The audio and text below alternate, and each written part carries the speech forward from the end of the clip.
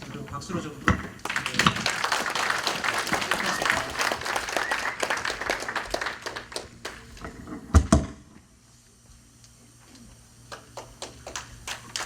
여러분 감사합니다. 여러분 이렇게 이 10에서 처음으로 오늘 하는데 우리 총영사님 모시고 또 한국에서 고유한 박사님, 교수님 모시고 이런 좋은 강연을 듣게 돼서 정말 반갑습니다. 오늘 여러 가지 밖에 행사도 많은데 또 한국의 행사가 많아가지고 한국에 가신 분들도 많고 그런데 이렇게 많이 와주셔서 대단히 감사합니다. 뭐 지금 이야기 들으니까 다저스가 2대0으로 이기고 있다니까 안심하시고 우리 고 박사님 양력을 보니까 여러 가지 아주 중요한 중책을 많이 맡고 계신데 오늘 오셔서 북한에 대해서도 또 청와대에 대해서도 좀 좋은 소식 많이 전해주시면 감사하겠습니다. 오늘 이제 박사님을 통해서 저희들이 이 북미회담, 남북회담이 잘 되기를 바라는 마음이 간절한데 어디 최근 업데이트된 소식이 무엇인가 한번 들어보고 기회가 되면 또 금년이나 내년에 우리도 북한도 방문하는 좋은 기회가 있기 바랍니다. 여러분들 우리 고 박사님 크게 환영해 주시고 좋은 강연 잘 들으시기 바랍니다. 감사합니다.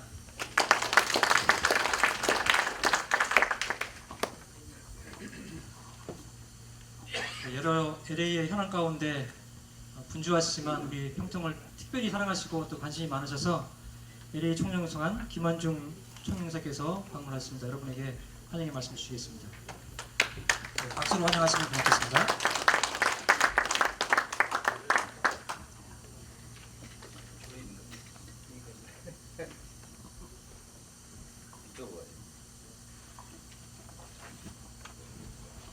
여러분 반갑습니다.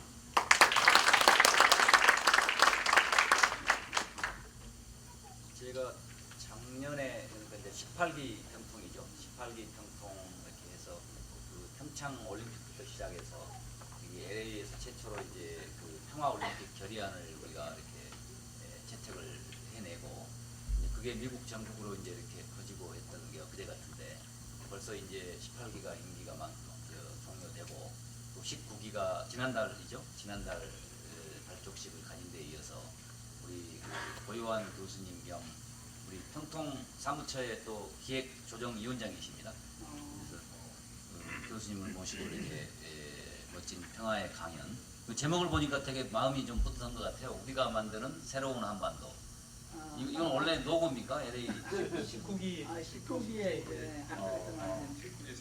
되게 좋은 노고인 것 같아요. 그래서 이런 기치 하에 우리 교수님 또 좋은 말씀 기대가 되고요. 실제 우리 교수님하고는 인연이 깊습니다. 제가 2005년, 4년, 5년 NSC에 근무를 할 때 그때도 이제 2005년 7월부터 해서 북한하고 그 육자회담이 열렸거든요. 두 번에 걸쳐서 실제 인터세셔널까지 합치면 한 5번 정도 이렇게 했는데 그래서 이제 그때 그 9.19 공동성명 그게 이제 기본 원칙이 지금의 이제 미국 정부가 최근에 들어서 이제 합의해준 비슷합니다. 행동 대 행동 원칙입니다. 액션 포 액션 패키지로 하되 액션 포 액션으로 간다 뭐 이런 내용이었는데 이제 그게 트럼프 정부 들어서 이번에 이제 최초에는 동의를 안 했었죠. 그거를 이제 북한이 먼저 카드를 보여줘야 미국이 이제 그걸 한다 이런 식으로 돼 있었는데 상당 부분 지난 한 석 달 전 그 비건 대표도 그랬고 되게 9.19 공동성명의 원칙을 많이 이렇게 추인을 해줬어요. 미국 측에서.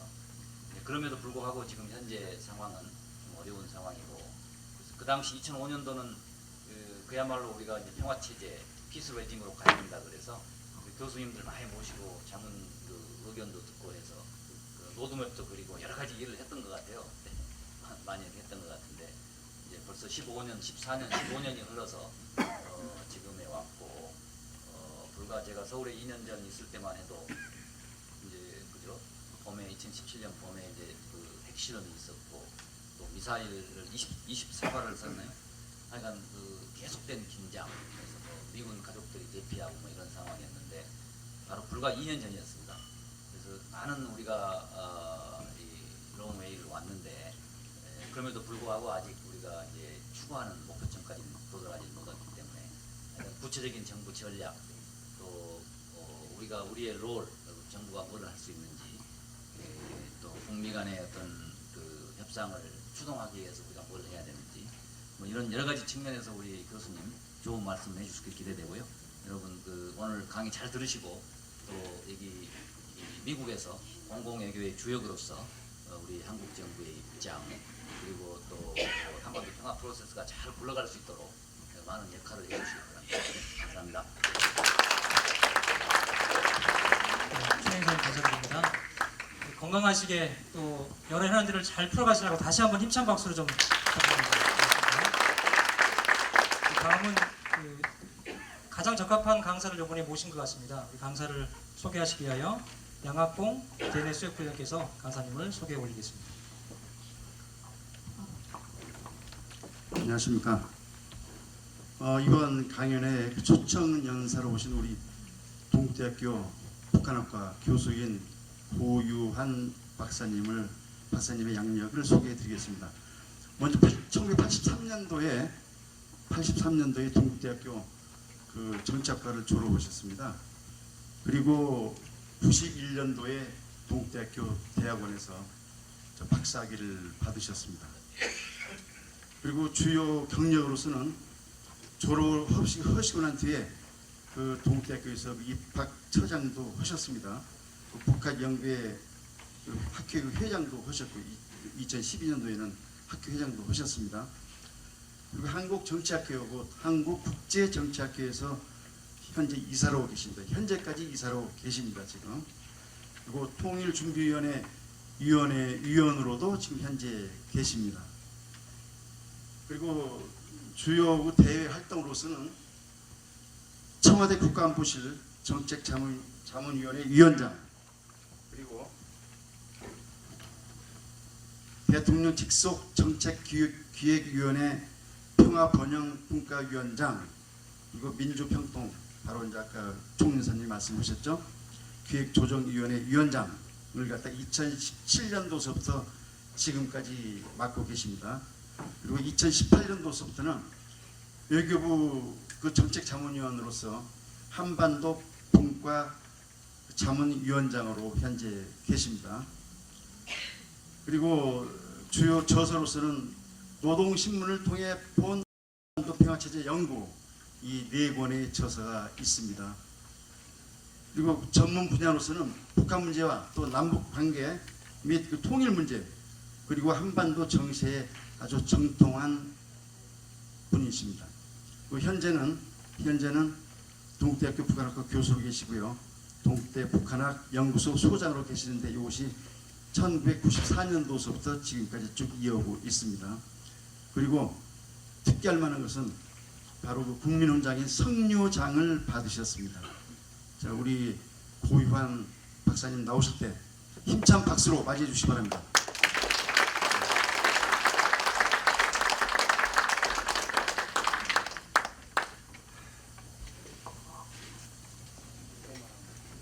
네, 여러분들 뵙게 돼서 반갑습니다. 그 LA 지역에 한 10년 전에 한번 이런 기회를 가진 경험이 있는 것 같은데요. 한 10년 만에 여러분들을 뵙게 돼서 반갑습니다. 이런 자리를 마련해 주신 그 LA 총영사관 그 김한중 총영사님을 비롯해서 그 LA 총영사관 감사드리고요. 그리고 LA 지역 협의회장님이신 서영석 회장님을 비롯해서 주로 보니까 평통위원님들이신 것 같습니다. 그래서 그 평통위원님들 이렇게 만나 뵐 수 있는 기회를 갖게 돼서 감사드립니다. 근데 저도 앞서 저 이력 중에 평통 활동을 그 김대중 노무현 정부 시기에 한 10여 년 하고 이후 보수 정부 때는 별로 이제 활동을 하지 않았었고요. 그러다가 지금 정부 출범하면서 18기 때 다시 이제 평통의 그 운영위원 맡으면서 기획조정분과위원장 일을 2년간 했고요. 그래서 2년 했으니까 뭐 19기 때는 그만하려고 했는데 어쩌다 보니까 또 19기에도 같은 그 기획조정분과위원장직을 맡아서 지지난주인가 그 우리 청와대에서 발족식 때 가서 임명장을 받았습니다. 그래서 제가 현재 평통과 관련된 일을 하고 있고 또 여기 계신 분들 대부분 평통 위원님들이시라 한 가족 같은 느낌을 가지고 편하게 좀 말씀을 드려야 될 텐데 그 내용이 지금 주제는 지난 9월 평양 공동선언 그리고 이제 거기에 부속 합의로 채택됐던 9.19 군사 합의 이제 그 1주년을 맞아서 오늘 이런 행사를 갖게 되는 걸로 알고 있는데요.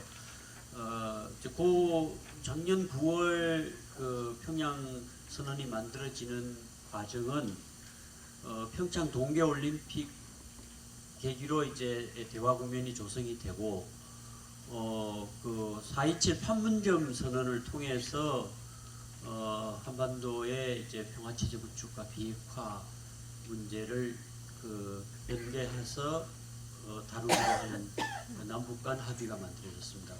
과거에는 핵 문제는 미국과 관계되는 문제라고 하면서 남북 합의문에 담으려고 하지 않았습니다. 북한이. 그러니까 유일하게 했던 부분은 이제 91년 채택하고 92년 초에 발효했던 한반도 비핵화 공동선언 노태우 정부 때죠. 그때는 그 남북 기본 합의서를 채택하면서 핵 문제도 같이 다뤄야 된다. 그 당시에 그 북한의 핵 개발 의혹이 막 불거졌던 그런 시기였었습니다. 그래서 남북 기본 합의서를 채택하면서 같이 이제 한반도 비핵화 공동선언이라는 형태로 핵 개발을 하지 않는다는 남북 간의 공동선언이 있었고 그 이후에는 남북 간 2000년 6.15 공동선언 또 2007년 14선언 이런 부분에서 핵 문제를 본격적으로 합의문에 담지는 못했습니다. 14선언 부분에서는 한반도 평화체제 구축을 위한 종전선언 그걸 위해서 이제 3자 또는 4자 정상회담을 추진하는 그런 정도는 있었지만 한반도의 이제 평화체제를 구축하고 또 거기에 상응하는 북한의 비핵화를 연계해서 저는 이제 그것을 한반도 비핵 평화 프로세스라는 식으로 이제 제 나름의 개념화를 해서 용어를 쓰고 있는데요. 지금 이제 정부에서는 주로 한반도 평화 프로세스라는 표현을 최근에는 많이 쓰고 있는 편입니다. 그러니까 우리 정부 차원에서는 어쨌든 한반도에서의 오직 평화라고 하는 그러니까 북핵 문제를 해결하는 과정에서 군사적 수단의 사용이라든가 전쟁이라는 건 절대로 허용할 수 없다는 차원에서 문재인 대통령 정부 출범 이후에서는 일관되게 평화 우선의 한반도 정책을 펼치면서 네이밍도 지금은 이제 한반도 평화 프로세스라는 표현을 우리 정부 입장에서는 많이 쓰고 있는 그런 상황입니다. 그러나 이제 4.27 판문점 선언이라든가 거기에서는 그동안 이제 남북 사이 합의문으로 한반도의 공고한 평화 체제를 구축하는 것과 함께 북한의 비핵화를 추진한다고 하는 것을 같이 연계해서 한 부분에 담았고, 그러니까 이제 한반도 문제를 해결하는 나름의 이제 해결 방법으로 이 평화 체제, 그러니까 북한이 핵을 가지려는 동기가 미국으로부터 오는 위협, 또 이 정전 질서에서 오는 어떤 군사적 대치 이런 것 때문에 가지려고 하니까 가지려는 동기를 해소하는 방법은 평화 체제다. 그러니까 종전선언하고 여건이 조성되는 데 따라서 평화협정을 맺고 그리고 이제 한반도의 공고한 평화 체제를 구축하는 방식으로 이제 하되 그 과정에 따라서 북한도 상응하는 비핵화 조치를 단계별로 해나가야 된다. 그래서 이제 그걸 이른바 안보와 안보의 교환이라는 표현을 씁니다. 과거에 아까 총영사님 말씀하신 9.19 공동성명 2005년도 만들 때는 그리고 그 이전에 94년도에 제네바 합의 같은 것은 동결 대 보상이었습니다. 동결 그러니까 북한의 그 핵 관련 프로그램을 동결하는 대신에 그 이전에 제네바 합의 같은 경우는 이제 경수로를 2기 지어준다라든가 심포에 그 100메가와트인가요? 그 100만 메가와트짜리 2기를 그 지어주기로 하고 2003년까지 원래 지어주기로 하고 그 북한이 핵 개발 그 전력용으로 개발하는 시설을 가동하거나 시설을 다시 만들지 않는 대가로 그 경수로가 완공될 때까지 연간 50만 톤의 중유를 제공하는 것 그렇게 돼 있었습니다. 그래서 그런 방식은 그 미국이 우려하는 안보 사항에 대해서 북한이 하지 알게 하고 대신에 안 하는 대신에 경제적 지원, 에너지라든가 뭐 이런 다른 경제적 지원을 하는 그 안보와 경제를 교환하는 방식이었습니다. 9.19도 그게 이제 평화체제 문제까지 그 2005년도에 만든 그 부분에서는 평화체제를 별도의 포럼에서 한다고 뒤로 빼놨어요. 우선 북한 핵의 동결 그리고 이제 그 뒤에 2007년에 2.13 합의 때도 보면 폐쇄, 불능화, 폐기 이런 그 나름대로 이제 3단계 프로세스로 가는데 그 가는데 따라서 경제적 보상을 하는 그런 방식이었습니다. 그 종영사님하고 저하고 경험이 이제 그때 있다고 말씀하셨는데 그때 박선은 비서관이 그때 그 안에서 일을 하시고 할 때 저 기억에 초안은 우리가 늘 만들고 그래가지고 미국에 보내가지고 협의하고 그래서 나중에 또 나오고 이런 과정을 그때는 봤어요. 그래서 우리가 상당히 그때 주도적 역할을 하는 그 실제 모습을 지금은 그거를 잘 안 해요. 그 당시는 그래도 김대중 노무현 정부 때는 학자들이 상당히 깊이 관여 있었어요. 그러니까 늘 보면은 안에 그 정책을 위반하는 분들이 학자들한테 정보를 주고 자문을 구하고 그 다음에 거기에 따라서 이제 결과를 또 저희한테 설명해주고 그래서 그때는 굉장히 그래서 제가 9.19를 만드는 과정에서 직접 관여를 그 자문활동을 하면서 봤었어요. 그때 우리가 늘 보면은 초안을 먼저 만들고 그걸 미국에 보내가지고 미국에 협의를 거쳐서 나중에 나오는 결과도 보면 대체로 우리 안이 그대로 받아들여지는 걸 제가 봤거든요. 근데 그 내용도 보면 이제 우선 급한 그 북한 핵 프로그램을 동결시키는 것, 불능화시키는 것. 그래서 왜 냉각탑 폭파하고 하시는 거 보셨잖아요. 5메가와트 그 흑연 감속로 그 방식의 연변에 있는 그 시설에 그 불능화하는 장면도 일부 이제 보여주고 그랬는데 그런데 평화체제 부분은 나중에 비핵화가 진전되는 데 따라서 뒤에 별도의 포럼에서 하자 이렇게 했었습니다. 그러니까 그만큼 평화체제라는 부분이 간단한 게 아니라는 의미도 있습니다. 왜냐하면 이제 이 정전협정에 따라서 한국 안에 한미 동맹 체제가 있고 유엔사 체제가 있고 그게 구조화돼서 전시작전 통제권 이런 문제까지 이제 얽혀 있는데 구조화돼서 한꺼번에 짧은 시간에 해결할 수 없다는 거죠. 근데 핵은 시급하게 해결해야 되니까 우선 핵 문제 해결에 집중하되 거기에 대한 상응하는 그 보상을 해주겠다 이런 방식으로 이제 진행이 됐던 것이거든요. 이제 그 방식으로 그동안 한 20, 30년 끌어왔지만 해결이 잘 안 됐고 그리고 이제 북한은 사실상 2017년 11월에 화성 15형 시험 발사 성공 이후에 북한 핵무력 완성을 선언한 상황이고 그래서 이제 평창 동계올림픽 계기로 해서 이제 4.27 한미정선을 통해서는 평화체제와 이 비핵화를 연계해서 안보를 교환하는 방식으로 이제 이걸 만들었어요. 그러니까 만들어 놓고 이제 그 합의가 싱가포르 612 싱가포르 북미 공동성명의 재확인돼요. 그러니까 그 북한과 미국이 회담을 통해서 합의문을 만드는 과정에서 남북 사이에 맺었던 판문점 선언을 재확인한다는 내용이 있습니다. 그리고 그 구조 안에도 4개의 합의 안에 그 첫 번째는 새로운 북미 관계, 두 번째가 평화 체제, 세 번째가 비핵화, 네 번째가 유해 송환 이런 부분이었거든요. 그러니까 그 합의 안에도 핵심적인 2개와 그 2번, 3번의 관계는 비핵화 체제 구축 관련돼요. 그래서 저는 북한의 의도가 많이 반영된 합의이고, 그래서 한반도 문제 해결에 북한이 생각하는 부분은 북한은 이제 순서상으로는 평화 체제, 그러니까 핵을 버릴 수 있는 그 명분과 그 제도적 어떤 보장 장치를 마련해주면 그게 이제 이른바 그 상응 조치라는 표현인데요.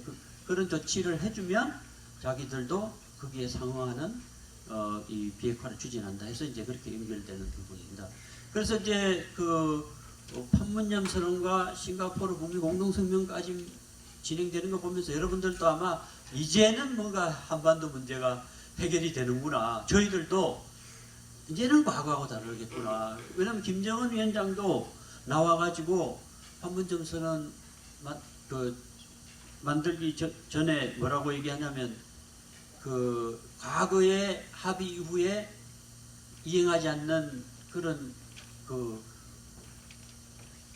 반복을 이제는 더 이상 하지 않고 불가역적인 합의를 만들자 이렇게 얘기를 문재인 대통령께 얘기를 했었어요. 그러니까 여러분들 한번 기억해 보시면 북한과 만든 합의는 만들기는 힘들어도 만들어 놓으면 그 즉시 그 이후부터 해석을 둘러싸고 갈등을 하고 그 이행되지 않는 그게 반복됐어요. 그런데 이제 그때 판문점에는 나오면서부터 이번에는 그런 이제 과거에 잘못된 그것을 반복하지 말자. 그리고 그 싱가포르 가서도 똑같은 과거의 뭐 그런 관행과 간섭으로서 벗어나서 새로운 어떤 북미 관계를 만들어 보자.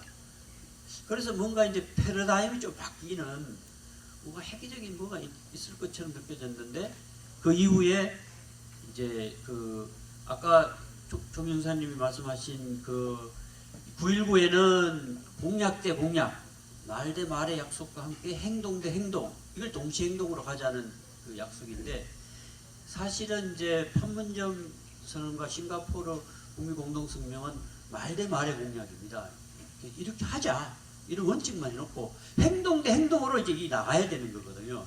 그게 이제 이행 로드맵을 만들어서 행동으로 나가야 되는데 그 과정에서 이제 미국이 신고 검증부터 우선해라.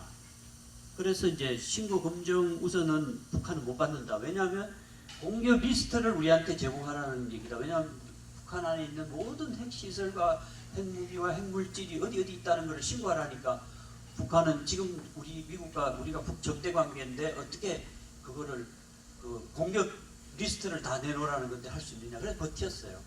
버티니까 이 프로세스가 진행이 안 되니까 6.12 이후에 진행이 안 되는 거예요. 안 되니까 우리가 특사를 다시 보내가지고 그 9월 달에 평양에서 정상회담을 하기로 하고 거기서 만든 합의문이 사실은 정확한 명칭은 9월 평양선언. 차라리 9.19 하면은 딱 명문화되면 좋을 텐데 왜 우리나라는 만들어 놓고 또 기념식은 그렇게 해요. 뭐 6.15, 14 9월은 한 달 동안 다시 기념해야 된다. 아마 그게 9.19 공동성명이 있어서 그랬던 것 같아요. 그러니까 조영사님 만들 때 9.19 그거는 핵합의거든. 그러니까 아마 그때 9월 합의라. 9월 평양 공동선언이고 거기에서 만든 부속 합의서. 그러니까 이제 판문점 선언의 군사 분야의 부속 합의서로 만든 게 9.19 남북 군사 합의입니다.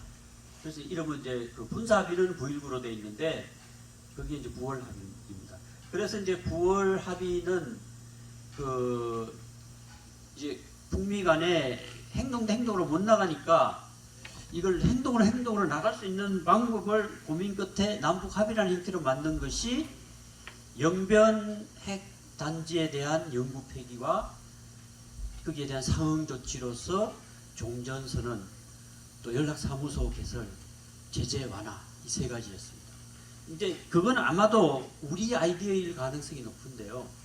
그러니까 이제 미국이 요구하는 것을 남과 북이 합의하는 형태로 거부하고 이제 그 얼리 하베스트라는 표현을 쓰는데요. 조기 수확하는 의미로 우선 초기 조치를 서로 교환하고 신뢰를 쌓은 다음에 다음 단계로 가자. 그래서 이제 그거를 남북 합의로 만들고 미국에다가 이제 제기했던 겁니다. 그래서 그 이후에 이제 미국이 여기 계시니까 잘 아시겠지만 중간 선거가 있었고, 중간 선거 기간에 미국도 뭐 생각이 복잡했죠. 그러니까 미국이 생각이 복잡할 때 북한 쪽에서는 너희들이 중간 선거에 활용하려면 빨리 만나자. 그리고 김영철이 워싱턴에 가겠다 이렇게 했는데 미국에서 거부했어요. 그 앤드류 김이라고 그 코리아 미션 센터장을 제가 하노이 결렬 이후에 만나서 얘기 들어본 적이 있는데요.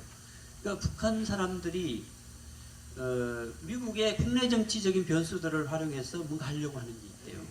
너희들이 지금 좀 필요하지 않냐. 그러니까 우리가 가겠다.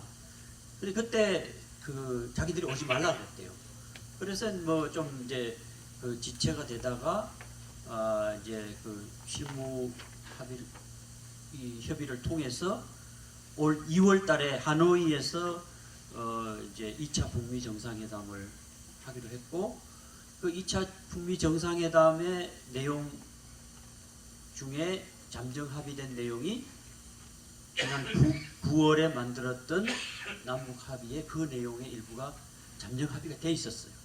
돼 있었는데 트럼프 대통령이 이 당시에 포원 청문회가 있었고 뮬러 뭐 특검이 예정돼 있고, 제가 그때 이제 싱가포르 우리 코리아 프레스센터에서 이제 설명하기 위해서 갔었습니다. 밤새 보니까 CNN에서 그 청문회 하는 그 장면이 들어가고, 그러니까 트럼프 대통령이 그 잠정안을 깨고 무시하고, 트럼프 대통령 자신은 스냅백 조항을 넣어가지고 혹시 이행 안 하면 다시 제재를 하더라도 좀 풀어주자. 그리고 받자 이렇게 했는데 존 볼턴이라든가 폼페이오 같은 강경파들이 그러면 안 된다. 그래 말렸고, 실제로 깬 것이 미국의 여론에서는 오히려 좋게 평가가 받았지 않습니까? 그러면서 이제 북한이 거기서부터 화가 났어요. 왜냐면 김정은 위원장은 사실은 이제 우리가 그걸 다 중재해서 이번에 된다고 했고, 될 줄 알고 폼 잡고 60여 시간 열차로 하노이까지 갔는데, 솔직히 뭐 좀 표현이 거칠지만 개망신 당한 거 아닙니까?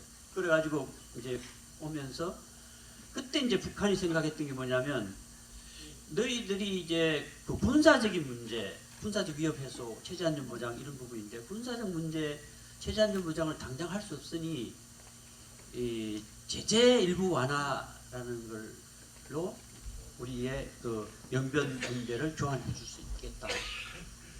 아주 자기들은 파격적인 조치라고 본 것 같아요.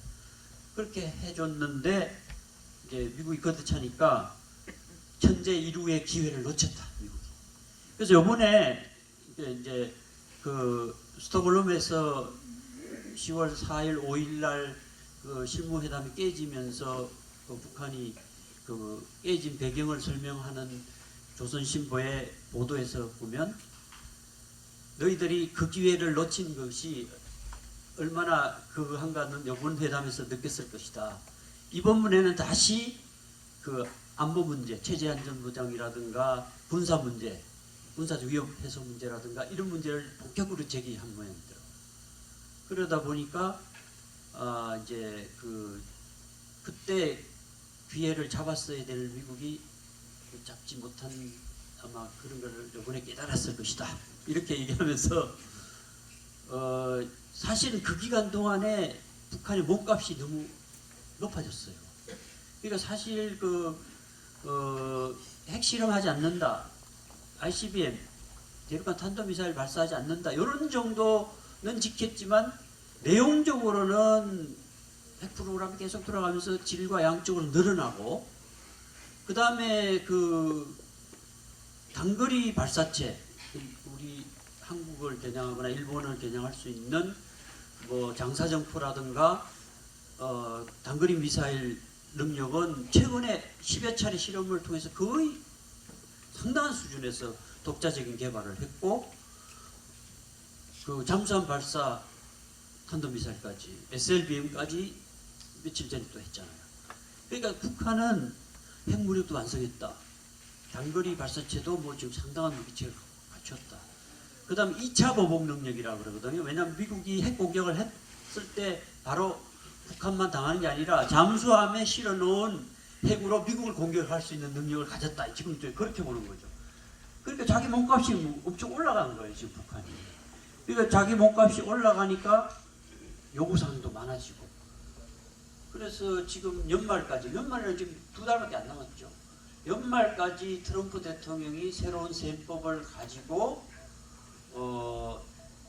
북한의 요구사항을 들어주지 않으면 우리는 내년부터는 새로운 길을 간다. 새로운 길이라는 게 이제 그 될지 안 될지 모르지만 중국식 그 양탄 일성이라 해서 수소탄, 원자탄 갖고 인공위성도 가지면서 경제도 발전시키는 이런 길로 가겠다는 그런 얘기거든요. 될지 안 될지 모르지만. 그러니까 지금 그 북한을 이제 핵국가로 이제 가게 하느냐, 아니면 요 남은 한 2달 동안에 열심히 노력해서 비핵화와 평화 프로세스를 다시 가동하느냐는 역사적으로도 아주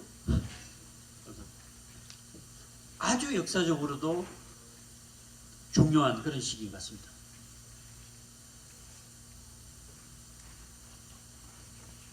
그래서 저도 이제 북한학을 공부하고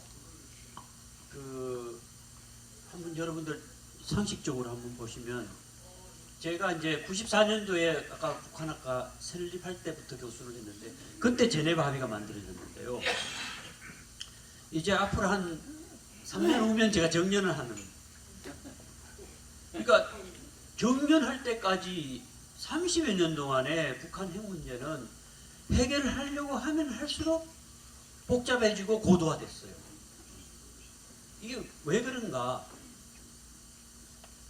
그러니까 북한이 핵을 가지려는 의지가 핵을 저지하려는 노력보다 훨씬 강하기 때문에, 그리고 망하지도 않았어요.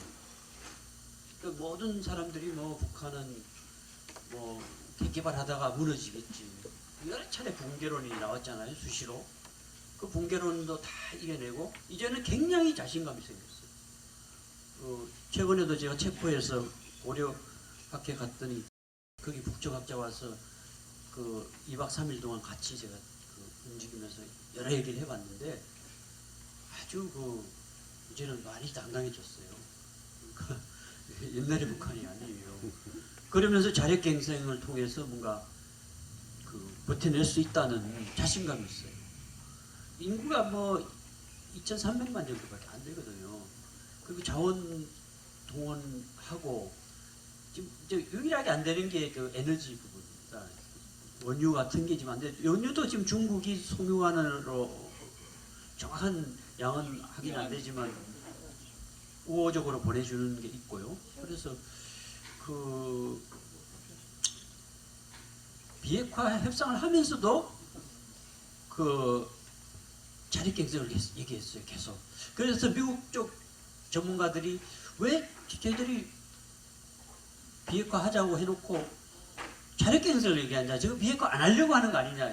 이게 김정은 위원장이나 북한은 이 비핵화 협상은 장기성을 갖고 있다. 이게 간단히 안 된다. 그래서 잘 되든 잘못되든 자력갱생이다. 이런 원칙을 세워놓고 이제 과학기술을 개발해서 한번 버텨보자. 잘하면 중국식으로 갈 수도 있다. 뭐 이런 식으로 지금 이제 가고 있는 것 같습니다. 그래서 제가 지금 이제 우선 이 파워포인트를 열기 전에 그 전체적인 이제 대강의 흐름을 한번 먼저 말씀드리고, 여기 이제 평통 계신 분들이니까 뭐 어쨌든 그 여기 뭐 생각이 다 같을 수는 없겠지만, 지금 정부가 이 추진하고자 하는 그 방향성이라든가, 그리고 현재 이제 제가 쭉 크게 말씀드렸던 내용들을 구체적으로 한번 화면 그림을 통해서 간단히 확인하면서 또 말씀을 더 연결해 보도록 하겠습니다. 그러니까 저는 이제 이 그 문재인 프로세스라는 의미로 처음에 시작했다고 봐요. 이게 이제 비핵 평화 프로세스. 제가 왜 그 얘기했냐면 이제 그 윌리엄 페리 장관이 그때 한국에 왔을 때 이제 제가 사회를 봤는데, 그 당시 정동영 의원이 한반도에 뉴 페리 프로세스를 만들어야 되는 거 아니냐. 그러니까 김대중 정부 때 그 제네바 합의 이후에도 핵은 동결시켜놓고 미사일 문제를 자꾸 제기하니까, 이게 한반도의 냉전 구조에서 근본적인 문제가 있어요. 이걸 해체하는 노력이 필요하다는 한반도 냉전 구조 해체 구상을 마련했고, 그걸 이제 미국의 클린턴 정부 때 설득을 하니까 그 페리 국방부 장관 출신을 조정관으로 만들어서 1999년 가을에 이른바 페리 프로세스라는 걸 만들었어요. 미국도 이제 우리 김대중 정부의 그런 햇볕 정책에 동의하면서 그 한반도의 그 냉전을 해체하는 그 구상을 만들었거든요.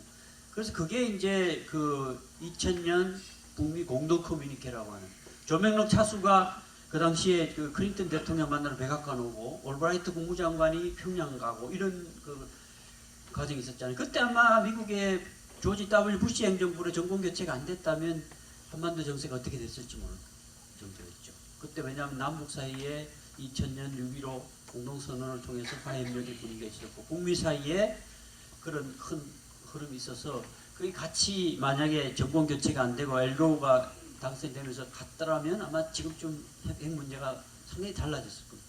그래서 지금 이게 잘 해결 안 되는 게 한국의 정권 교체, 미국의 정권 교체, 9.11 테러 뭐 이런 대외적인 여러 변수들이 작동하면서 늘 거기에 개입하는 게 많아서 이게 잘 진행이 안 되는 그런 건데요. 그래서 그때 이제 그 얘기를 하니까 그 윌리엄 페리 그 전 장관이 너희들이 하는 문 프로세스가 그게 지금은 맞다. 내가 뭐 아니면 유페리 프로세스가 필요 없다. 그래서 지금 잘하고 있다. 이랬어. 그 제가 그때 문 프로세스라고 문재인 프로세스라는 이름 붙였는데요. 그 시작은 이제 문재인 프로세스로 시작하지만 아까 판문점 4.27 그 선언을 통해서 문재인 김정은 프로세스가 된 거고요. 그 다음에 6.12 싱가포르 공동성명을 통해서 문재인, 김정은, 트럼프 프로세스가 된 거죠. 그러니까 이 지도자들이 톱다운 방식으로 만들어가야 되는 과정이라고 봐야죠. 여기에 이제 이 완성되려면 저는 시진핑이 들어서야 된다고. 문, 김, 트, 시 이렇게 서로 결합해야 돼요. 그러니까 자세히 보시면 지난 6월 달에 시진핑 주석이 개입을 한번 했어요. 왜냐하면 그때 또 하노이 결렬 이후에 이게 어떻게 될지 모르고 계속 공전을 하니까 오사카 G20 회의를 계기로 트럼프 대통령이 오시게 돼 있고, 그러니까 이제 6월 달에 시진핑이 평양을 들어가서 김정은을 설득해서 이 프로세스를 다시 좀 가동하자. 그래서 분위기를 잡아주니까 트럼프 대통령하고 김정은 사이에 뭐 트윗이 왔다 갔다 하고 진석 왔다 갔다 하고 해주고 6월 30일 날 판문점에서 번개 회동이 이루어졌잖아요. 남북미. 그래서 지금 이 과정은 과거 육자 회담에서 시작해. 동시에 육자가 동시에 한번 해보려고 가장 잘된 거는 9.19 공동성명이 가장 잘된 합의고 또 관련 육자가 다 들어간 게 맞는데 지금은 양자 톱다운 방식입니다.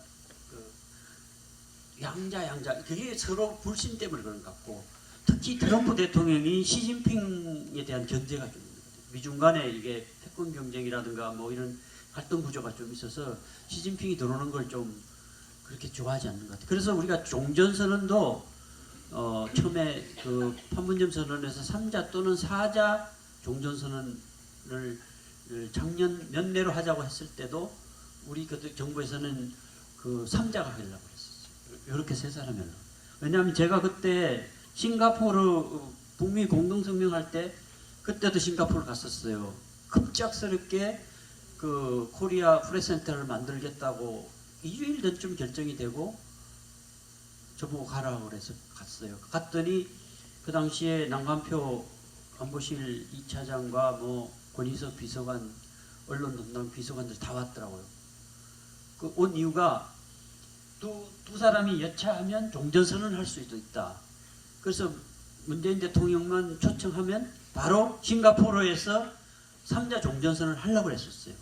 그리고 그 전에 초안도 만들었었어요.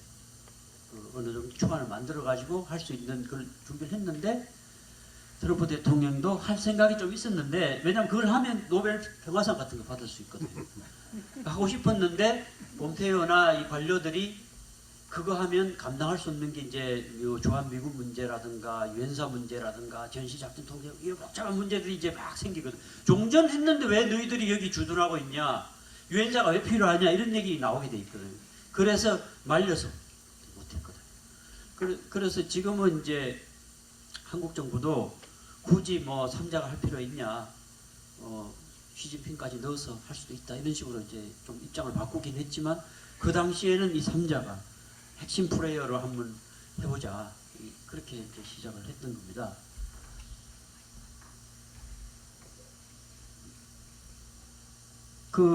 뭐 문재인 대통령 정부 취임 그 상황은 뭐 좋지 않았다는 거는 그러니까 이제 역대 우리나라도 보면 그 북한 정책이 그 정권의 진보적인 입장을 갖고 있냐 보수적인 입장에 따라서 좀 다르지 않습니까? 그러니까 뭐 보수적인 입장에서는 자유대한민국이라는 표현을 쓰잖아요. 우리 대한민국의 정체성이 있고 유일 합법 정부이고 그건 뭐 적대 단체나 이런 걸로 인식하면서 흡수의 대상으로 생각하고 타도나 적대의 대상이지 공존 대상으로 생각하지 않았지 않습니까? 그러다 보니까 정책 자체도 다를 수밖에 없고 그래서 지난 9년 이명박 박근혜 정부 때 뭐 여러 가지 이유가 있겠죠. 그 관광객 피격 사건이라든가 천안함 부영도 사태 뭐 등등을 해서 거의 이제 간헐적인 대화가 되지만 뭐 본격적인 대화가 이루어지지 못하고 관계 설정도 제대로 안 됐고 그때 이제 이 크게 흐름을 좌우했던 내용들은 북한 붕괴론이었습니다. 2008년 김정일 위원장의 그 뇌졸중 이후 그 붕괴론이 나왔고 그래서 때로는 기다리는 것도 전략이다. 또 박근혜 정부 또 핵을 버리고 살 수 없다. 뭐 이런 얘기하면서 이제 계속 그런 식으로 했고요. 그리고 이제 북한 핵 위협에 맞춰서 사드 배치하고 트럼프 대통령은 그때 파이 앤 퓨리 뭐 하면서 군사 옵션 가능성을 시사하고 그랬잖아요. 그때 아마 그 문 대통령의 그 입지가 좀 생겼을 수 있었던 부분이 바로 트럼프 대통령이 세게 그 군사 옵션을 사용할 수 있다는 걸 시사하면서 문 대통령은 우리는 북한의 붕괴를 추진하지 않지만 아까 말씀드린 오직 평화 이걸 이제 그 베를린 그 클러브 연설을 통해서 밝혔고 여기에 이제 비핵화와 평화 체제 한반도 신경제 구상 그리고 이 정상회담 추진 의지를 밝혔는데 이 구상들이 그 이후에 다 실현이 요 신경제 구상만 이행이 안 되고 있고 그건 이제 제재 때문에 안 되고 있고 나머지는 다 이행이 되고 있고요. 그래서 이제 올림픽 계기로 제가 이제 그 평통의 기획조정위원장이 주로 하는 일이 의장님께 건의서 올리는 거거든요, 분기별로.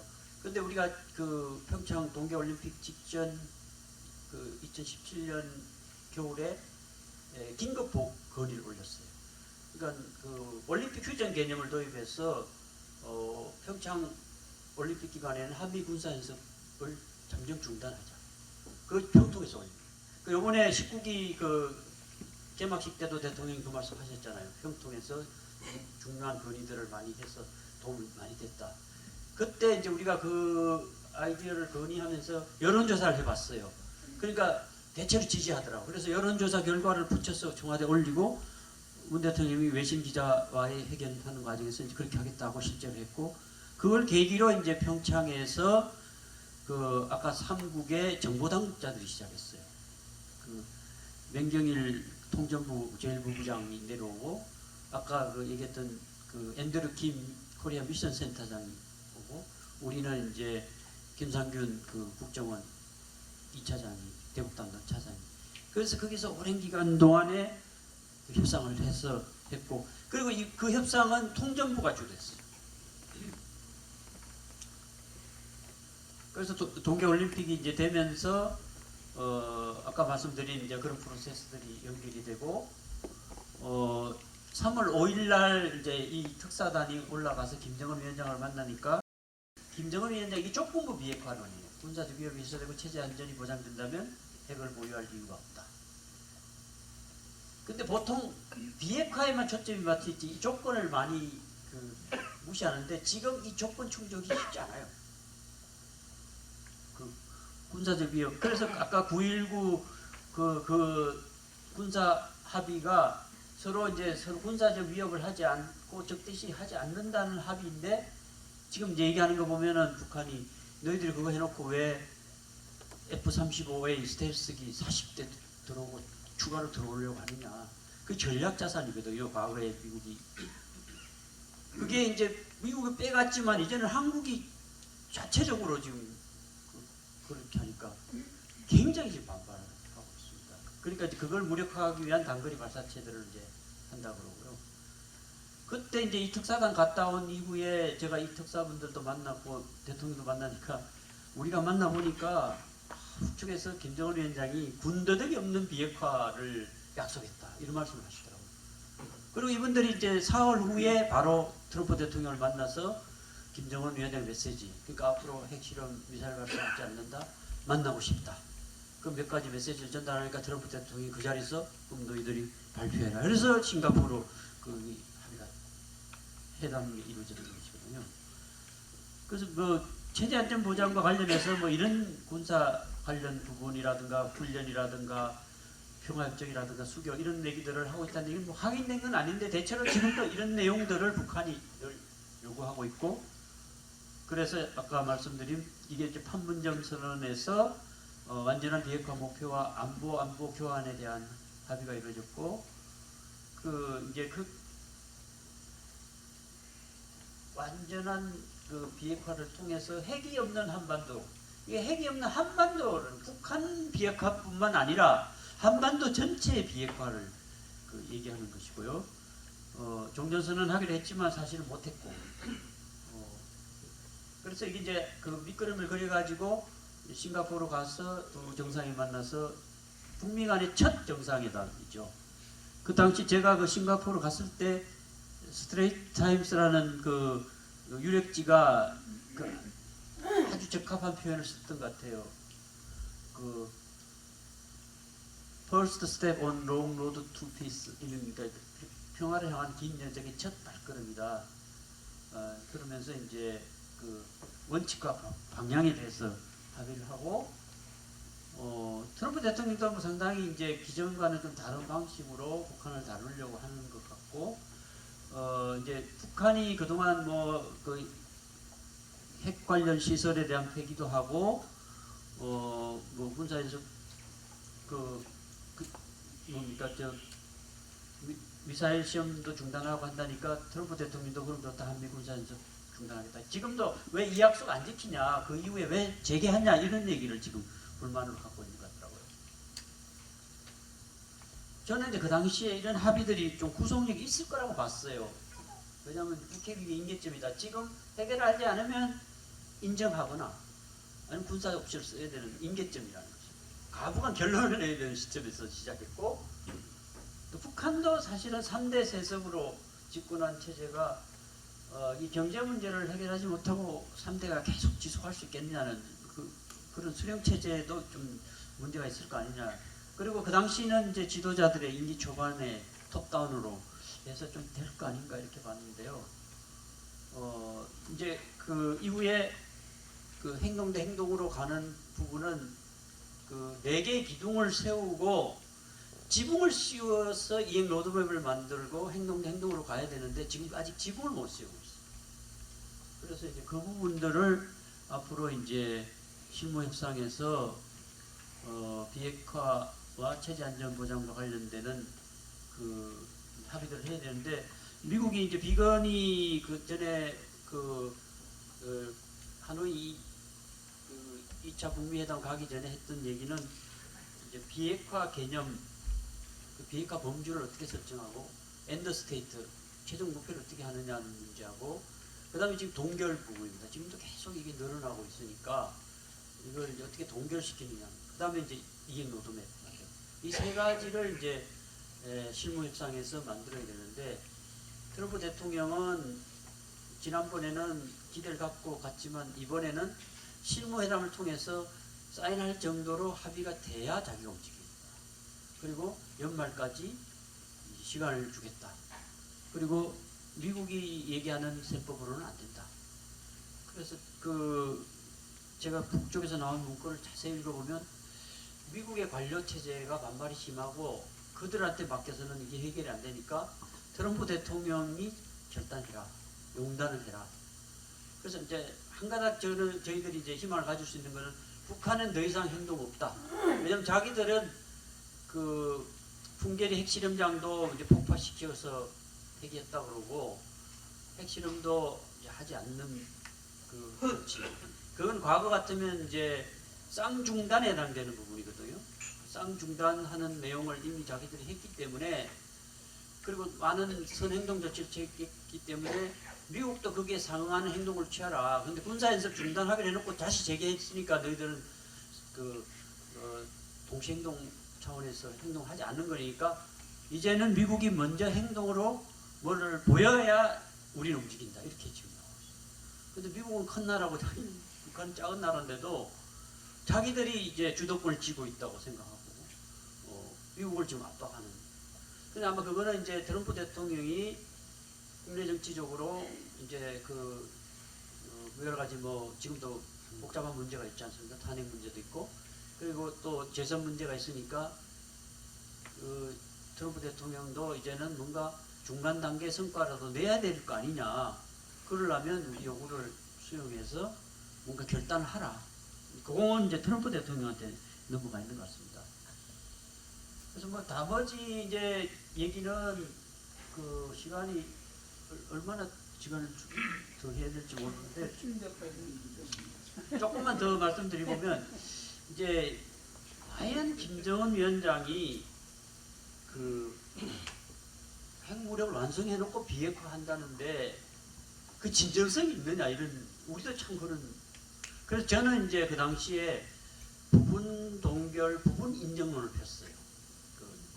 칼럼도 쓰고 뭐 북한이 완성했으니까 이제 동결 정도 하고 인정받으려고 할 거 아닌가 했는데 제가 그런 주장을 펴니까 문재인 대통령이나 그 김정은 위원장을 만나고 온 분들은 그렇지 않다.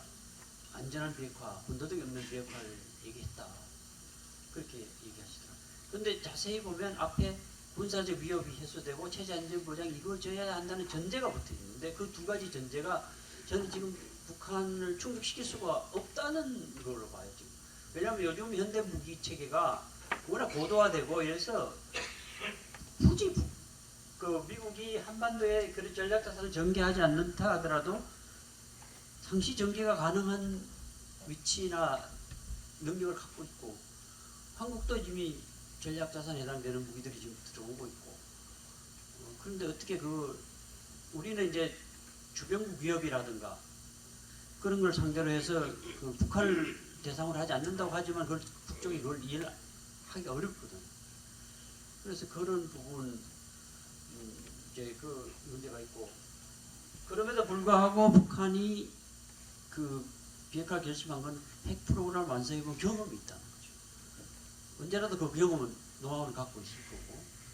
그런데 이번에 이제 하지 않으면 그 수령 체제의 안정적인 지속이 어려울 수도 있다. 왜냐하면 북한 인민들이 고난 행군하고 버텨왔는데 3대에 걸쳐서 수령 체제를 버텨왔는데 먹고 사는 문제를 해결하지 못하면 그 버틸 수가 없잖아요. 그러니까 김정은 위원장도 이번에 이제 제재를 풀고 4차 산업혁명 시대에 편성해서 경제 문제를 해결해야 한다는 그런 이제 생각하는 것 같고, 그 다음 다른 하나는 변수가 중국 변수인 것 같아요. 중국이 이제는 그 미국 패권에 어느 정도 이제 대응해가는 그런 수준으로 커 올라가 있어서 체제 안전 보장 부분에서 미국이 문서로 하는 그런 거 종이 쪼가리 만들어봤자 언제라도 휴지화할 수 있으니까 중국은 이제 앞으로 북한의 체제 안전 보장과 관련해서 확실한 그 후원을 할 수 있다고 생각하는 것 같아요. 그래서 그 4번인가 가고 5번째 시진핑이 그 평양을 방문했잖아요, 최근에. 그러면서 그 한 집안 식구 한 참모부라고 얘기했어요. 그 시진핑 주석이 이번에 평양 갔을 때도 노동당사를 방문해서 거기서 기념사진을 찍었어요. 그 이유는 사회주의 형제국가로서 한 참모부라는 뜻이에요. 그러니까 요번에 그 체코 갔을 때 북측 발표자가 이 평화체제 관련, 저는 한국 측 발표를 했고 그 북측 발표자가 61년에 맺은 그 북중 우호 협정 및 상호 원조 조약을 얘기하면서 거기에 있는 내용을 공개를 하더라고요. 어느 한 측이 군사적 공격을 받을 때 타방이 쌍방 협조를 통해서 공동으로 그 지원한다. 그러니까 소위 말하면 북한의 군사 공격이 받으면 중국이 자동 개입한다는 조항을 공개적으로 얘기하더라고요. 그래서 그만큼 중국 변수가, 그래서 앞으로 그 이 프로세스가 진행되는 데 있어서 이제는 시진핑 주석의 역할이 크다. 제재 부분에도 그렇고 체제 안전 부분에도 그런 것 같아요. 그래서 그 이제 요즘도 이제 관광객을 많이 받아들이고 있습니다. 그 관광은 제재에 안 들어가니까요. 그래서 뭐 170만, 그리고 올해는 뭐 많게 보는 사람 500만. 근데 중국이 잘 살게 되고 동북 삼성이 인구가 워낙 많아서 그 사람들은 이제 향수를 느끼려고 북한을 간대요. 자기들도 사회주의를 해봤는데 지금은 개혁개방해서 완전히 다른 나라가 됐는데 북한에 가보면 자기들이 옛날 생각이 난다는 거예요. 그래서 그 관광객이 많이 늘었고, 여기 어디 사진 한번 보여주세요. 이게 어딘지 아십니까? 그 2017년도에 원산 그 명사십리 갈마 그 해안지대입니다. 이때 아마 전국의 장사정권은 다 모았을 겁니다. 이게. 그래 화력 시범한 겁니다. 이게 2017년 4월 25일 날 인민군 창건 기념일 날 한 겁니다. 근데 작년에 이렇게 됐어요. 그 자리에 율브린느가 그 브라디보스톡에서 태어나서 어릴 때 여기 소풍 왔다 그러더라고요. 그거 지난번에 그 베트남 대사로 간 분이 그 얘기를 하더라고요. 그래서 이게 작년 사진인데 내년 김일성 생일 때까지 여기가 대규모 그 관광단지가 조성됩니다. 그러니까 그 김정은 위원장의 생각은 2017년까지 핵무력 완성하고 이제 해서 어느 정도 제재를 풀고 이제 관광 개방부터 시작해서 뭔가 하려는 생각이 있는 것 같아요. 그리고 이 친구는 이제 서방의 경험도 있고 뭐 그런 거 그래서 저는 이거를 이제 그 북한 지도자의 어떤 패러다임을 좀 바꾸려는 생각의 일단이라고 볼 수도 있지 않겠냐. 어마어마한 무기들을 통해서 쏟아붓더니 그 다음 이렇게 가고 뭔가 좀 해보겠다.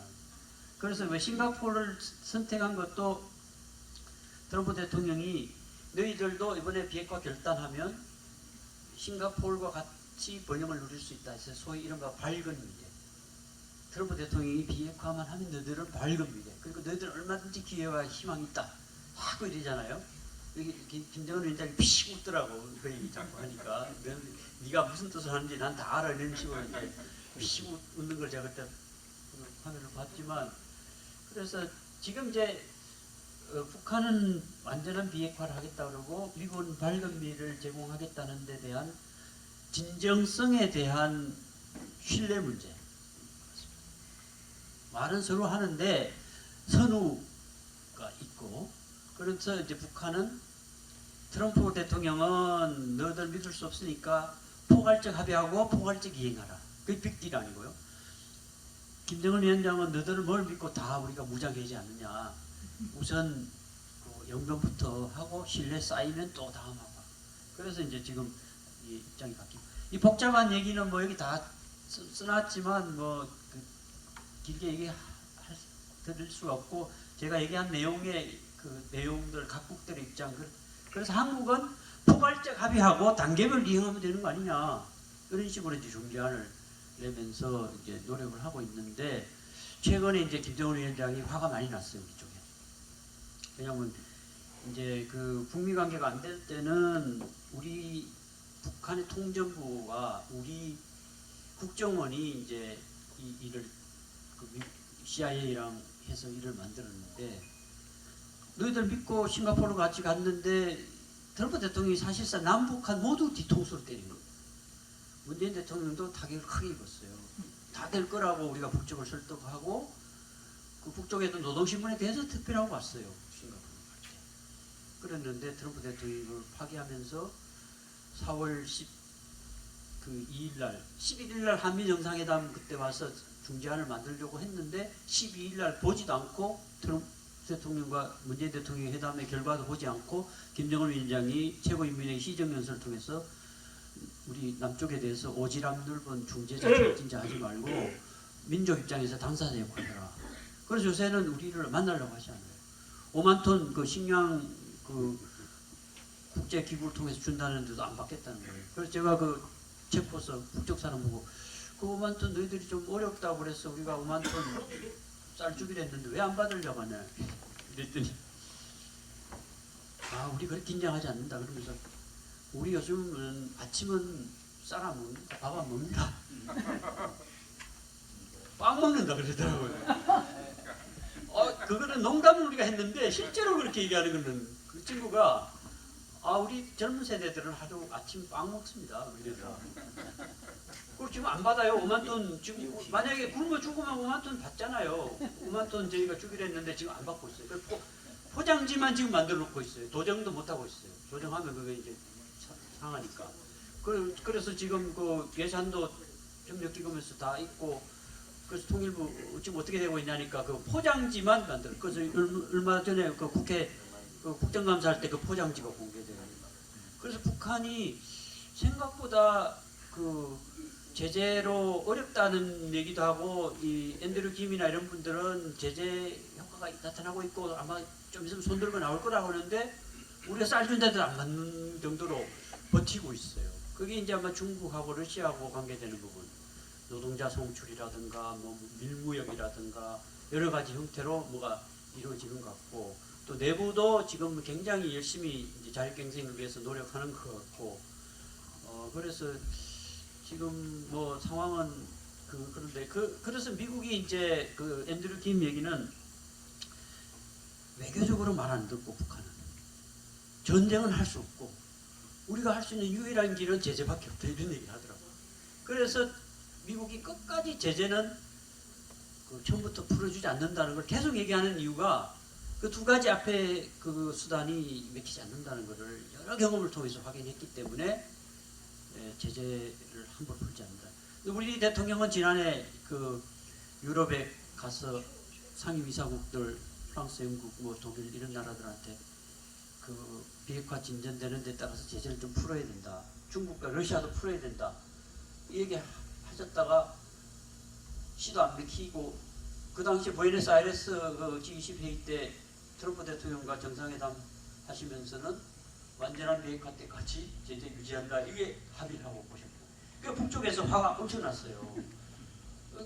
제재 풀어준다고 노력하다가 어느 순간에 또 한미 이러니까 그러니까 북쪽에서 이번에도 갔더니 그 누가 써주느냐 그거 그리고 그 문서도 나왔어요. 써준 대로 읽는다 이런 식으로 막 그 대통령까지도 약간 비판하고 이건 공개된 북한의 문서에서 그렇게 얘기했었어요.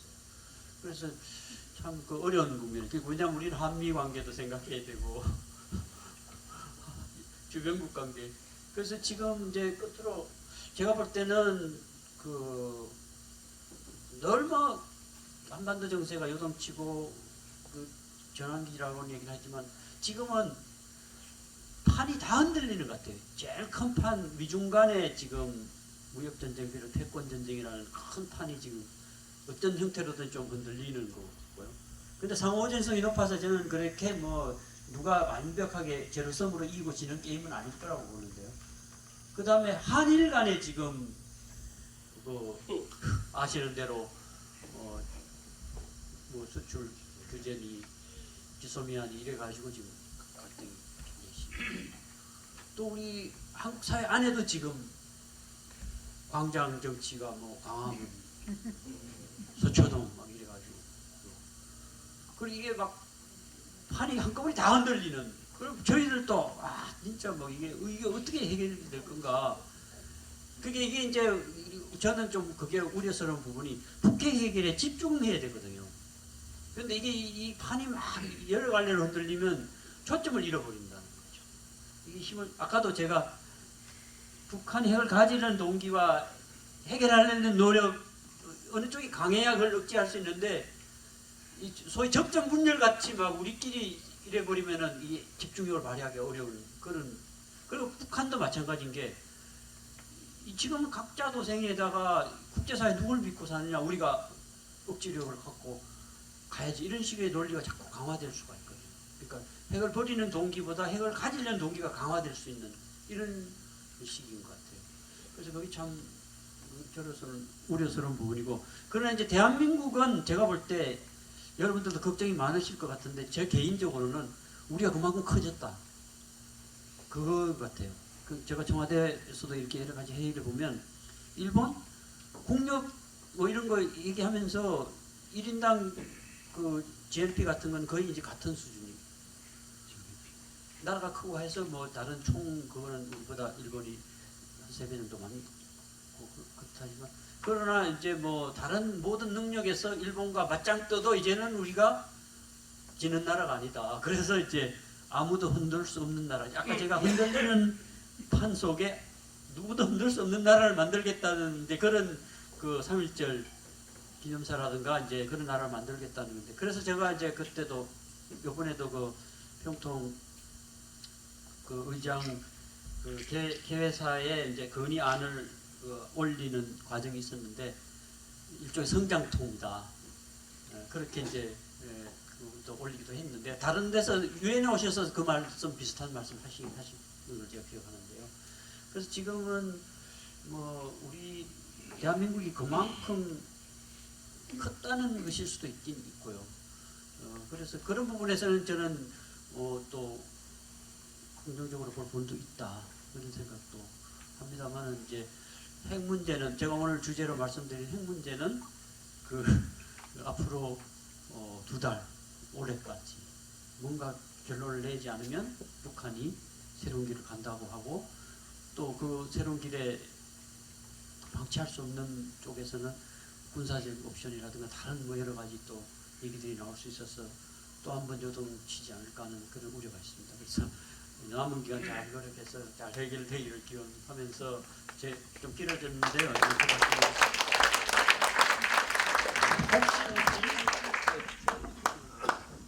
네, 우리 박사님 한반도의 정세 그리고 북민과의 관계 여러 현안들을 명쾌하게 말씀해 주셔서 너무나 감사드립니다.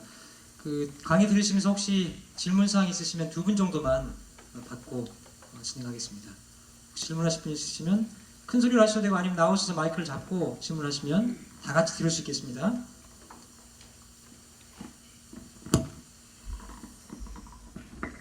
예. 통일전략분과 김원호입니다. 너무나 자세하게 설명을 해주셔서 지금까지 약 한 3년간의 이벤트를 아주 세세하게 분석해 주셔서 잘 들었습니다. 두 가지만 여쭙겠습니다.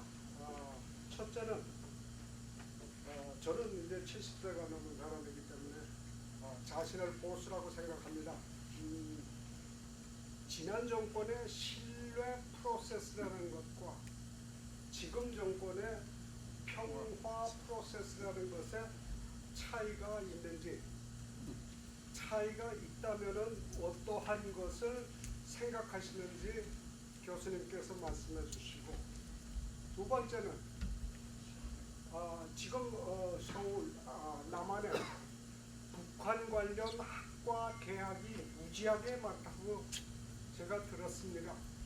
지금 동국대학교에서도 북한 학과를 개설하고 계시고, 그이들이 졸업하고 나면은 취직할 수 있는 그런 길이 있을 건지, 또 그 다음에 만일의 경우 통일이 갑자기 됐을 경우에 우리가 지금 40대 1의 경제 규모를 남한이 가지고 있는데, 실제로 약 한 3년 전인가 KDI에서 나온 보고서를 볼 것 같으면은 약 한 25가지의 경찰력, 산업화 문제, 모든 체제에 관한 문제를 우리가 준비하지 않고는 통일이 와서는 혼란밖에 올 수가 없다 하는 보고서를 제가 읽은 경험이 있습니다. 그래서 북한학과 학생들이 어떤 도움이 될 수 있을 것인지 그것을 두 번째로 질문을 올리겠습니다. 네, 감사합니다. 북한학과 부분 먼저 짧게 말씀드리면, 우리가 제일 먼저 생겼고 94년도에 그래서 6개 대학까지 늘었다가 최근에 고려대학이 북한학과라는 이름을 통일외교안보학부인가 이름을 바꿨어요.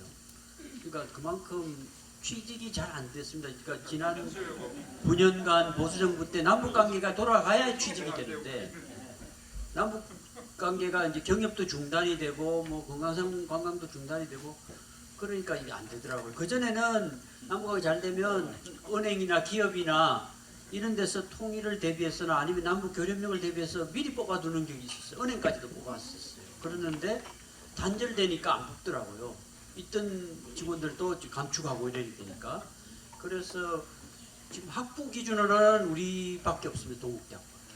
그리고 이제 북한대학원 대학이라고 이제 경남대 산하의 특수법인으로 전문대학원 체제가 있고, 이제 이화여대 북한학대학원 대학원에 설치가 되어 있고요. 그리고 전문대학원 같은 데서는 많이 다루고 있는데요. 학부 기준은 아무래도 취업 문제가 있는 것 같고요. 그 다음에 그 앞에 신뢰 프로세스와 평화 프로세스 아주 진짜 좋은 질문이시고 제가 답도 하기가 간단하지 않은 부분인데, 그러니까 박근혜 정부 때 신뢰 프로세스와 동북아 평화협력 구상, 동평구 구상, 이게 사실 윤병세 장관이 아이디어로 입안한 거로 저는, 물론 학자들이 같이 이렇게 하긴 했는데, 윤병세 장관이 이제 노무현 정부 때 청와대에 있으면서 이제 그 기조를 그대로 가져갔어요. 그래서 지금 동북아 플러스 책임 공동체라는 이름으로 문재인 정부도 그 구상을 그대로 연결하고 있고요. 그래서 신뢰 프로세스는 굉장히 좋은 개념이고 좋은 프로세스예요. 그래서 입안하고 아이디어대로 갔으면 좋았을 텐데, 북한이 신뢰 프로세스를 신뢰하지 않았어요. 핵심은. 신뢰 프로세스라는 건 상호 신뢰인데, 그 부분에서 이제 신뢰하지 않았고, 그런 부분에서 이제 우리나라의 국내 정치적인 지형, 지금도 아까도 두 광장에서, 그러니까 이제 정치하는 분들은 자기 지지 세력을 너무 이렇게 의식하고, 그런 거. 그 다음에 이제 저는 그 건재에는 북한 붕괴론이 있다고 봤어요. 그러니까 9.19 공동성명에 만든 아까 그 프로세스가 2008년 12월 달에 중단됐거든요. 그게 이제 그 이명박 정부 때 김정은 위원장의 뇌졸중이 불거지고 금강산 관광객 피격 사건이 벌어졌던 그때부터 이명박 대통령도 그 당시에 그 월간조선에 공개가 됐는데 김정일의 CT 사진이 공개가 됐어요. 거기에 뇌출혈된 거가 공개가 됐고 그걸 이제 외과사들이 볼 때 3년에서 5년밖에 못 산다. 근데 뭐 김정일이 죽으면 북한 붕괴될 가능성이 높다. 그래서 때로는 기다리는 것도 전략이다. 그러니까 오바마 정부는 전략적 인내로 하다하고. 그래서 이게 한미가 그 아까 말씀드린 햇볕 정책의 페리 프로세스로 하다할 때는 화해협력으로 인게이지먼트로 가고 포용으로 가고. 근데 기다리는 정책과 전략적 인내로 갈 때는 봉쇄로 가는 거죠. 제재 압박으로. 그래서 이제 박근혜 정부 와서도 그 붕괴론적 사고가 상당히 있었고 거기에는 이제 제가 볼 때는 미국에 있는 그 빅다차 교수나 이런 분들이 그 정책 결정 과정에 상당한 아이디어를 제공한 것 같아요. 그래서 뭐 붕괴 멀지 않았고 통일로 해결해야 된다. 그래서 핵 협상이 2008년부터 안 된 이유가 붕괴되면 핵 문제도 해결된다는 거예요. 그러니까 그거 할 필요 없다. 아쉬운 점이죠. 왜냐하면 9.19 공동성명 프로세스대로 갔으면 어떻게 될지 모르는데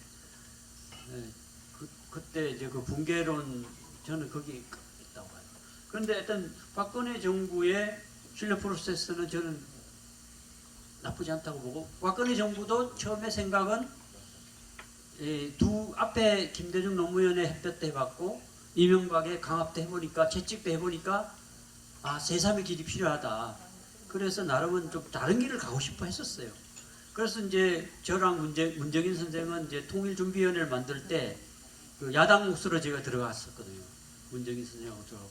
그래서 거기서 이제 야당의 그 당시에 정책위 의장이라 당연직으로 들어오고 그래가지고 범정부적인 그런 통일 준비를 했었어요. 했는데 가서 보니까 이게 과정의 준비가 아니라 붕괴 이후의 통합 준비였어요. 그러니까 북쪽에서 거기에 대해서 불만을 갖고 있었고요. 그래서 이제 뭐 이게 너무 정권이 바뀔 때마다 정책이 바뀌고 그거는 이제 주로 북한 인식에 대한 그 차이거든. 참 고칠 수가 없는 우리 여기도 아마 교포사회도 굉장히 엇갈릴 거고 평통도 이제 어떤 정부가 들어서냐에 따라서 기류가 많이 바뀌고 저 같은 사람들도 뭐 정권이 바뀌면 저는 이렇게 얘기하고 또 이전 정부의 사람들은 와가지고 또 완전히 뭐 다른 얘기하고 가고 그러죠. 그런다고 알고 있어요 저는. 여러 개 계신 분들은 헷갈리잖아요. 어느 사람 얘기하고 있는지. 저는 그래도 북한어를 공부하고 이걸 해결해야 된다는 관점에서 정치적인 그런 걸 떠나서 좀 그래도 어느 길이 전략적으로 옳은 길인가. 그래서 저는 이거 비핵 평화 프로세스로 해야 되고 순서는 북한은 평화 비핵 프로세스로. 근데 청와대는 계속 평화 프로세스야. 그래서 제가 그 청와대도 거리서를 내고 보고서도 내고 했는데 결국은 평화 프로세스로 가더라고요. 그러니까 결국은 이제 우리 정부는 무엇보다 평화가 우선이다. 그리고 이제 이게 미국과 북한과 이제 중국과 결합되면서 비핵 평화로 가야 된다. 평화 비핵으로 가든지. 그렇게. 그러나 저는 이걸 풀려면은 두 개가 순서가 어떻게 되든지. 그러니까 북한은 평화 비핵을 원할 거고 미국은 비핵 우선의 평화를 원할 거고. 이제 서로 조금씩 다르지만 그러나 이 두 가지가 연계돼 가지고 이제 기둥을 세웠으니까 이걸 이제 이해 노동을 만들어야 된다. 근데 미국 사람들은 자꾸 포필라스 뭐 4개의 기둥 그러면서 따로따로 얘기를 해요. 근데 북한 사람들은 그 자기 의도를 갖고 있는 거근데 그 싱가포르 북미 공동성명 만들기 전에 노동신문에 나온 그 요번에 가면 이런 얘기를 하겠다는 내용이 합의문에 그대로 박혔어요. 그러니까 그건 결국은 유해 문제 그거는 이제 트럼프 대통령이 현장에서 제안한 걸 그대로 박았고 3가지는 북한이 요구한 대로 그대로 들어갔어요. 그리고 저는 합의문에 너무 많이 넣지 말자. 올 9월 그 평양선언 보면 합의문이 엄청 내용이 많습니다. 군사합의는 문서적으로 되어 있습니다. 그리고 만들어놓고 안 지켜요. 네, 예, 말씀드린 대로 한 분만 더, 예. 제가 질문해도 되겠습니다. 여사님 하시고 총영사님 하시고 나머지 분들은 묶어서 제가 듣고 같이 연결해서 짧게 이제 짧게 나가겠습니다. 네. 15년 전에 이제 그 9.19 공동성명 기초를 만들고 제가 북핵 담당관이었거든요. 그래서 그때 이제 이렇게 학자들도 모으고 또 관료들 다 이렇게 질문을 던지면 북한이 진짜 비핵화 할 거냐? 질문을 던지면 되게 반반이에요, 반반. 오히려 조금 비핵화 안 할 거다라는 의견이 좀 많았어요. 45대 한 55 이렇게. 예, 그럼에도 불구하고 이제 북한의 핵을 만드는 이유가 뭐냐? 이제 뭐 아시다시피 여러 가지 이제 경제적 차이, 재래식 방식으로는 이제 대결이 남아하고 안 되는 부분, 뭐 여러 가지가 있는데 북한의 최대 목적은 딱 두 가지다 이렇게 제가 봤거든요. 첫 번째는 일단은 남한만큼 잘 살지 못하지만 이제 빵을 먹여줘야 된다 어느 정도. 그래서 경제가 돌아가게 해야 된다는 거. 그다음에 플러스 체제 보장, 그죠? 이제 정권을 해야 되니 체제 보장을 두 가지를 해야 되는데 그러면 핵무기가 그걸 먹여 보장해 주느냐? 그러면 그 한국, 미국을 포함한 중국, 러시아를 포함한 여러 국가들이 국제사회가 공조해서 그런 조건을 만들어주면 와이나 포기 안 하겠느냐 이제 왜 그런 걸 만든 거죠. 그런 식으로. 근데 이제 지금 한 15년 지난 현재에서는 북한이 아무리 핵무기를 많이 만들었다 그래도 뭐 40개, 50개 만들었다 그래도 미국하고는 비교가 안 되잖아요. 미소 간에는 핵 감축 협정이나 또 전략무기 탄도미사일 이런 스타트2를 이렇게 할 때 되게 이게 서로 간에 균형이 있거든요. 그럼 너가 좀 줄이면 나도 좀 줄이고 이렇게 이제 서로 신뢰가 확보가 되는데 여기서는 이제 북한만 쉽게 말하면 옷을 벗어야 되는 거잖아요. 미국은 뭐 그에 맞춰서 40개 줄일 것도 아니고 그죠? 북한이 이제 벗어야 되는데 그러면 이제 북한이 얘기하는 대로 그러면 그 전의 수준 제재 그죠?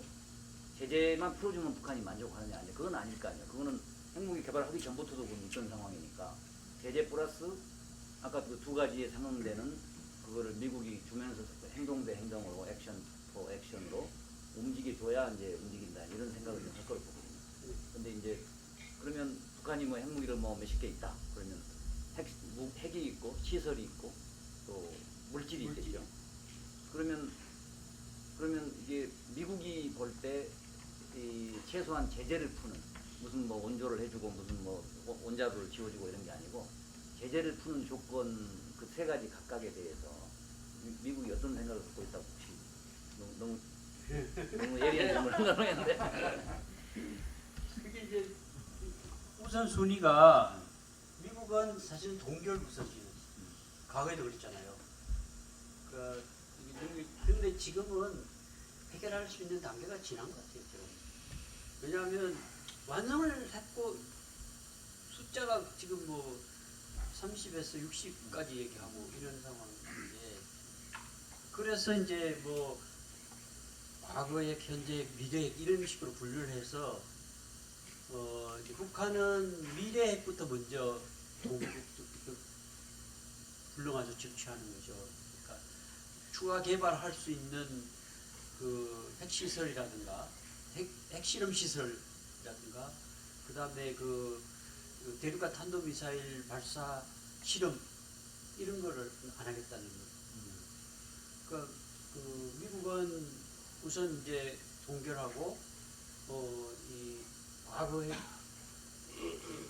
이미 개발해 놓은 핵들의 추가적으로 더 발전하는 것도 막아야 되고 뭐 이런 복잡한 거. 그래서 이제 그거를 이제 제재를 풀어주는 그 조건이 뭐냐는 게 이제 소위 말하면 불가역적 비핵화 단계라. 어느 단계를 불가역적 비핵화 단계로 보느냐는 부분인데 제가 볼 때는 그 단계 넘어갔다고 봐요. 왜냐하면 완성해본 경험 있고 그 갈루치도 얼마 전에 한국에 와서 하는 얘기가 요즘은 핵물질을 요 컵에 한 컵 정도의 양이면 핵무기를 만들 수 있고 이미 추출된 물질을 어디 있는 개는 어떻게 발견해? 그리고 이제 플루토늄은 덕지가 크지만 고농축은 그렇게 크지 않거든요. 제가 좀 질문을 광범위하게 한 것 같은데요. 그러니까 북한은 신고 자체를 지금 되게 두려워하거든요. 얻어맞을까봐. 미국은 제재를 풀어주면 또 옛날로 돌아간다고 생각하고. 그러면 북한이 만약에 미국이 요구하면 그저 신고 플러스 실제 핵무기 한 몇 개를 이렇게 뭐 디자인이 보이는 몇 개를 미국이나 어디로 제3의 국가로 그거 안할 거죠. 반출할 거라고 안 생각해요. 할 거죠. 프론트로딩이라고 초기에는 한국에서도 그거 얘기하는 학자들이 많았거든요. 근데 저는 북한의 속성으로 보면 안 할 거라고 봐요. 그 자존심상 그 정권이 무너집니다. 북한에서. 그래서 이번에도 밑에 사람들은 반발을 많이 하더라고요. 그 체코 갔을 때 학자들. 우리가 왜 그걸 버립니까? 뭐 그 어려운. 그래서 완벽하게 제도적으로 평화보장 체제가 마련돼야 그분도 안 한다 이런. 그거를 밑에서는 반발. 그래서 왜 북한에서 보도할 때 보면 밑에 반발에도 불구하고 하려고 한다. 그래서 이제 북한에서는 그 자기 만다는 게 아니라 한반도에 핵이 없는 그런 평화지대를 만들자 이런 얘기를 하면서 미국 핵까지 얘기하고 그 왜냐하면 미국 주요 학자들이 이제 지금은 비밀이 아니지만 옛날 비밀이었는데 종전선언을 하는 대가로 최소한 핵무기 몇 개는 어디 제3의 장소로 옮겨야 된다 이런 제안이 있어요. 그게 이제 그 초기에 있었어요. 프론트로딩이라 해가지고 예, 이야기 질문. 예, 그러면 짧게 한번 하시고 지금 마쳐야 될 시간이기 때문에 짧게 하시고 답변만 하겠습니다. 예, 예. 마이크 네, 오셔서 나오십시오. 가야 되나요? 네, 지금 나오셔야 됩니다. 아니요. 길이가 안 돼 있어요. 얘기하겠습니다. 네, 짧게 하시고 또 짧게 답변하시고 그래서 마무리하겠습니다. 저기 오늘 강연 굉장히 감사드리고요. 근데 얘기를 들으면서 평화라는 게 지금 어떤 개념을 갖고 평화를 얘기하는지 이게 굉장히 모호하다는 생각이 들었습니다. 근본적으로. 그러니까 평화를 얘기한다고 해서 평화가 오는 것인지 역사를 보면은 뭐 평화롭게 하기 위해서 히틀러를 양보를 해줬더니 결국 히틀러가 유럽을 집어삼킨 적이 있고 침략을 실제로 북한이 뭐 얘기하는 것도 보면 우리가 뭐 미국을 다 태워버릴 것이다 뭐 화성호도 다 쓸어버리겠다 이런 얘기를 말로만 하는지 어떻게 하는지 모르지만 침략 의도를 계속 표시도 해오고 이렇게 했는데 이 평화 제가 첫 번째 질문은 첫째 평화에 대해서 좀 더 뭐 보수니 진보니 이런 게 아니라 인간의 논리적으로 평화가 좀 잘 정의되어야 하는지 않는가 하는 거고요. 또 하나는 저희가 이렇게 딱 보면 비핵 평화 뭐 불가능. 왜냐하면 뭐 비핵하려면 평화해야 되고 평화하려면 비핵해야 되고 그럼 서로 이거는 굉장히 힘든 건데 여태까지의 역사를 볼 적에 그러면은 비핵을 얻기 위해서 남한에서 갖다 주고 평화를 추구하고 이랬던 정책들이 그럼 잘 돼서 이런 결과가 왔다고 생각하시는지 그거 질문 좀 하고 싶고요. 차라리 초기에 그 박살을 내는 게 맞지 않았느냐 이런 말씀도 질문을 좀 하고 싶습니다. 그 다음에 마지막으로 짧게 한마디 네. 말씀해 주셨으면 좋겠는데 이 상황에서 보수고 진보고를 떠나서 남한의 안보가 굉장히 중요합니다. 그래서 지금 북한은 뭐 저런 핵무기 완성 시대로 가고 있는데 그럼 북한의 의도는 이렇게 우리 맘대로 저 사람들은 체제만 유지하면 될 것이다라고 생각하고 남한의 안보는 미국에 맡기고 핵 위협이 있을 때 아무런 어떻게 대처할 생각을 하고 계시는지 그걸 질문드리겠습니다. 예, 이제는 이제 그 질문 이만하고 여기에서 답변만 하고 마무리하겠습니다. 예, 네, 지금 시간이 많이 갔기 때문에 예, 우리 교수님께서 세 가지 질문을 한꺼번에 답하시면 좋겠습니다. 네. 나중에 그러면 따로 저한테 개인적으로 네, 그렇게 하시죠. 미안합니다만 아니 지금 주최 측에서 그러니까 제가 예, 오늘 세 분이 너무 수준 높은 질문을 하셨고 또 답변도 훌륭해서 저희 모두가 많이 배우는 시간이었습니다. 여러분 다시 한번 교수님께 박수 드리고 너무 감사드립니다. 감사드립니다. 때문에. 질문하신 거에 대해서는 그 힘을 통한 평화 이제 그 말씀으로 전 이해가 되고 지금 정부도 군사비 같은 경우 그 전체 예산에서 차지하는 군사비 비중이 보수 정부보다 훨씬 늘었고 전력 증강에 사용되는 비용도 훨씬 늘었고 8.2%가 그렇죠. 네.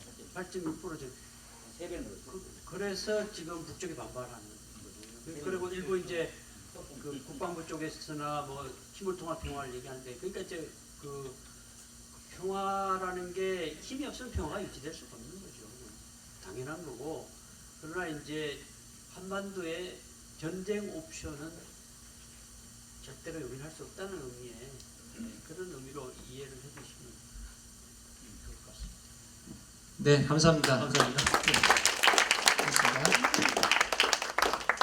예, 이제 만찬 여러분 기다리시는 또 수장하시고 하니까 만찬 시간입니다.